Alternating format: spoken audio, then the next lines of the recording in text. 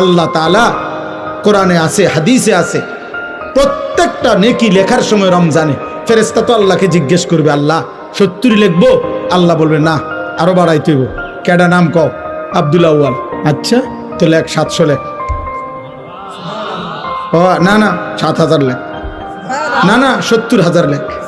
না না 7 লক্ষ লেখ। এক সেজদা 70 লাখ লেখ। কসম আল্লাহর তাফসীর আছে।